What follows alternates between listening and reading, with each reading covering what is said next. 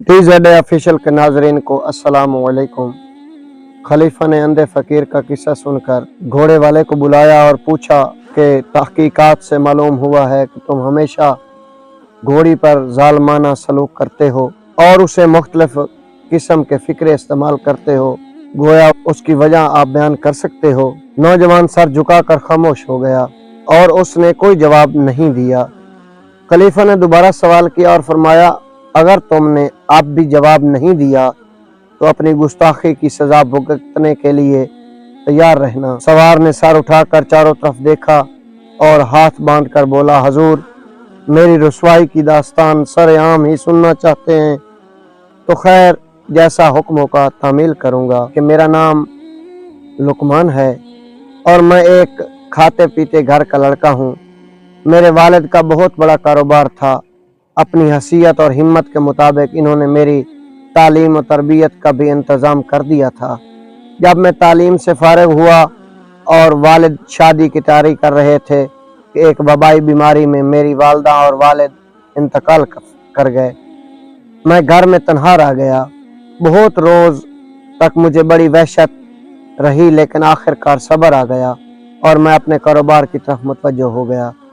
साल डेढ़ साल के बाद मुझे अपनी तन्हाई और घर के खालीपन का एहसास हुआ और उसमें इतनी शिद्दत हुई कि मजबूरन मैंने शादी का फैसला कर लिया। मिलने जुलने वालों के जरिए कोशिश कराता रहा और ख़ुद भी तलाश करता रहा।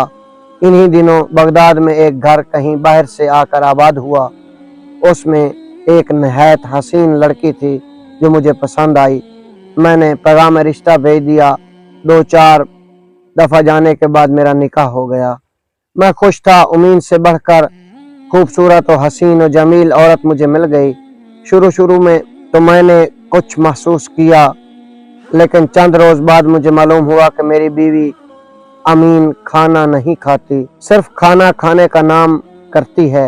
मैंने गौर करके देखा कि उसके दिन भर की ग़िज़ा बमुश्किल इतनी होगी जितनी अमूमन 3-4 साल का बच्चा एक वक्त में खा लेता है। मुझे बड़ा ताज्जुब हुआ और मैंने दिल में फ़ैसला कर लिया कि इसकी वजह मालूम करनी चाहिए। मैं कई रोज़ तक इसी ख्याल और फिक्र में रहा कि एक रोज़ सोते हुए मैंने महसूस किया कि मेरी बीवी उठकर बाहर जा रही है।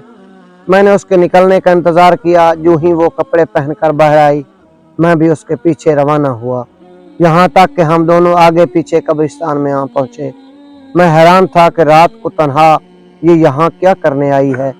बहरहाल कुल वाक़यात देखने के लिए मैं एक बड़े से दरख्त की आड़ में खड़ा हो गया और अमीन आगे चलती रही। थोड़े फासला पर हल्की हल्की रोशनी हो रही थी और वहाँ एक दियोसिफ्त आदमी बैठा था जिसको मैंने अपने अंदाजे के मुताबिक गोल बयाबानी समझा। वो उसके पास जाकर बैठ गई और दोनों आपस में गुफ्तगू करने लगे। फासला ज़्यादा होने की वजह से उनकी गुफ्तगू नहीं समझ सका, लेकिन नज़र सब कुछ आ रहा था। थोड़ी देर बाद अमीन उस दियो हैकल की गोद में जा बैठी। उस वक्त मेरी जो हालत हुई आप अंदाज़ा फरमा सकते हैं। करीब था कि मैं अपनी ताकत ज़ब्त खो बैठूं, लेकिन मैंने बड़ी मुश्किल से सुकून हासिल किया और सारे वाक़यात के लिए तैयार हो गया। वो गोल बयाबानी कुछ देर तक अमीन को छाती से लगाकर प्यार करता रहा। उस वक्त इसका नाजुक और लतीफ़ जिस्म उसके गंदे पहलू में ऐसा मालूम होता गोया सफ़ेद धुला हुआ कपड़ा कीचड़ में डाल दिया गया है। बहरहाल इख्तलात की ये मकरूह कफ़ियत कुछ देर जारी रही। इसके बाद मैंने देखा कि वो गोल बयाबानी अमीन से वसल का ख्वाहिशमंद है और वो उसको नाजो अंदाज दिखा रही है। थोड़ी देर तक ये तमाशा भी होता रहा। इसके बाद आखिर वो दियो नुमा इंसान अमीन के साथ मशगूल हो गया और दोनों के जोश और जज्बात, एहसास और लज्जत की आवाज़ें मुझ तक भी आने लगी। उस वक्त मुझे एहसास हुआ कि शायद मेरी बीवी इंसानी नस्ल की बजाय गोल बयाबानी की कोई नस्ल है। कुछ देर के हमाहमी के बाद मर्द हट गया और अमीन उसी तरह लेटी रही। इस अरसा में मर्द ने एक ताज़ा कब्र खोल कर मुर्दा निकाल लिया और अमीन के करीब लाकर इसको दिखाया। वो भी हंसी और उठ बैठी। दोनों ने उसका गोश्त नोच नोच कर खाना शुरू कर दिया। ये रूह फरसा नज़र देखकर आम हालात में शायद मैं बेहोश हो जाता, लेकिन इसलिए ज़रा देर पहले के वाक़यात ने इतना जोश व गज़ब पैदा कर दिया था कि मैं इस मंज़र को बर्दाश्त कर सका। ये दोनों बदनसीब मुर्दे के जिस्म का गोश्त खा चुके तो उसकी हड्डियों को वापस कब्र में दफन कर दिया, और मैंने अंदाजे से समझ लिया कि अब ये दोनों यहाँ से चलने वाले हैं। इसीलिए मैं वहाँ से हटकर तेज़ी से घर चला आया और अपने पलंग पर लेटकर ऐसा बन गया गोया उठा ही नहीं था। थोड़ी देर के बाद मेरी बीवी पलंग पर वापस आ गई और गालबन इज़हार मोहब्बत के लिए मेरे पास ही लेट गई।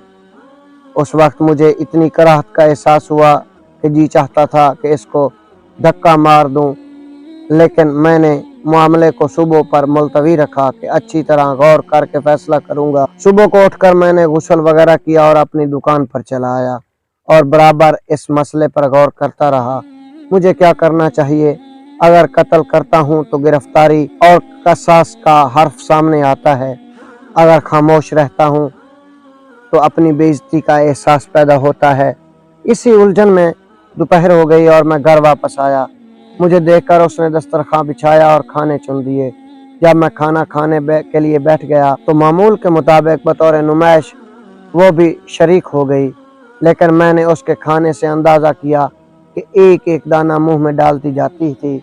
असल हालात अपनी आंखों से देख चुकने के बाद आज मुझे उसकी इन हरकत पर गुस्सा आया और मैंने उसे कह ही दिया कि जाने मन, अगर तुम्हें ये चीज़ें नापसंद हैं तो अपनी मर्जी का खाना पकवा लिया करो। आखिर मुर्दे के गोश्त से अच्छी कोई चीज़ तो होती होगी। ये सुनते ही वो समझ गई कि ये राज इसे पता चल गया है।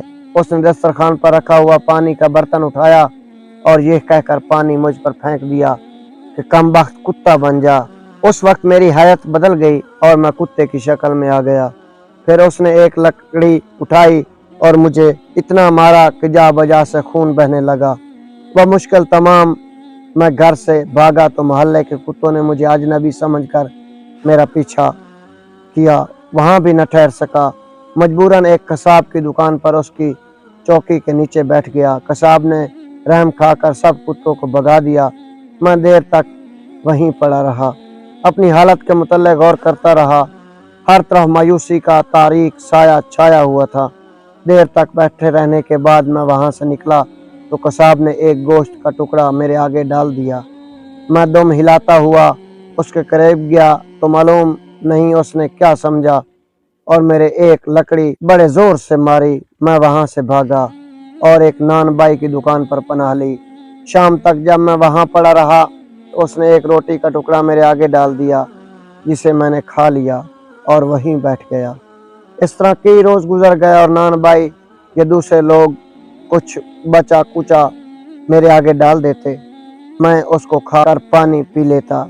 एक रोज़ एक औरत रोटी लेने आई और जो दिरहम उसने नान बाई को दिए उनमें एक दिरहम खोटा था। जब औरत जाने लगी तो मैंने उसका दामन पकड़ लिया। उसने हर चंद शोर किया लेकिन मैंने उसको न छोड़ा। नान बाई खुद उठा और मुझे अलग किया। मैंने आगे बढ़कर खोटे दिरहम पर पैर रख दिया और इशारे से नान बाई को दिखाया। अब नान बाई ने गौर किया तो उसे मालूम हुआ कि वाकई ही दिरहम खोटा है।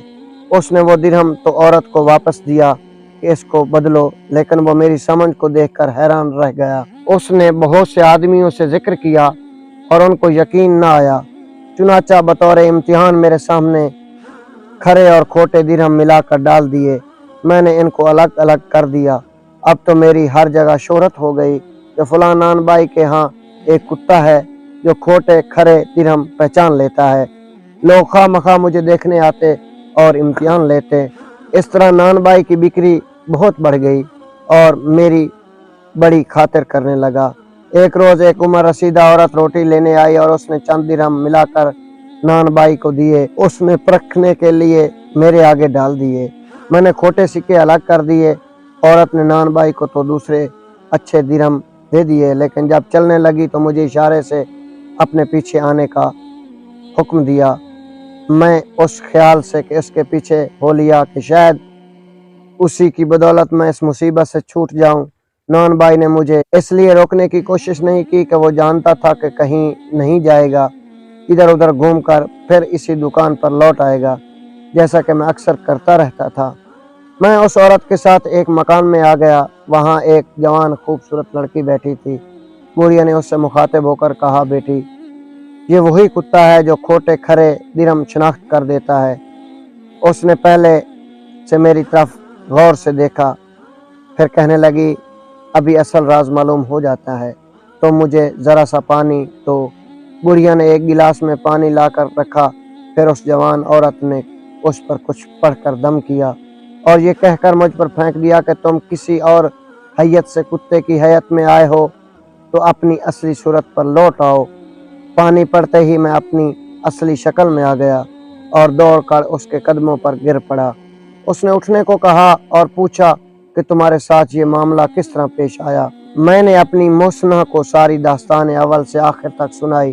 وہ دیر تک افسوس کرتی رہی، پھر بولی کہ تمہاری اس بد کردار بیوی کو کچھ سزا ضرور ملنی چاہیے۔ چنانچہ اس نے کچھ پانی پڑھ کر مجھے دیا اور کہا کہ اس کو لے جاؤ اور اپنی بیوی پر ڈال کر جس جانور کا نام لوگے اس کی شکل بن جائے گی۔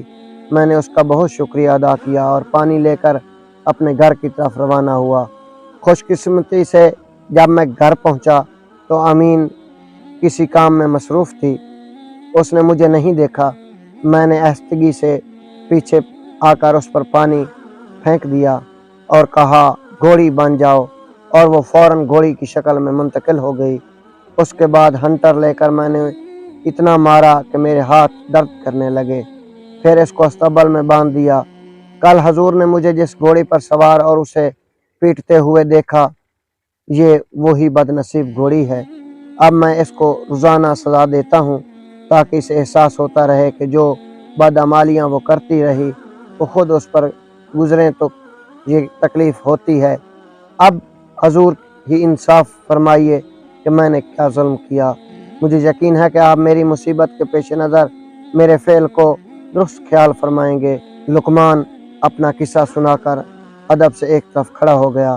خلیفہ نے کہا، بے شک تمہاری مصیبت دردناک ہے، لیکن کیا اب تم اس کو اصلی صورت پر نہیں لا سکتے؟ ممکن ہے اس کی اصلاح ہو گئی ہو۔ نوجوان نے عرض کیا، حضور کا حکم سر آنکھوں پر، اگر اس بدبخت نے میرے ساتھ بریائی کی تو کیا کروں گا؟ خلیفہ ہارون الرشید خاموش ہو گئے۔ تو ناظرین، امید کرتے ہیں کہ آپ کو یہ واقعہ پسند آیا ہوگا۔ اگر پسند آئے تو چینل کو سبسکرائب، ویڈیو کو لائک اور کمنٹس میں اپنی رائے کا اظہار ضرور کیجیے گا۔ اگلے ایپیسوڈ تک اجازت دیجیے۔ اللہ حافظ۔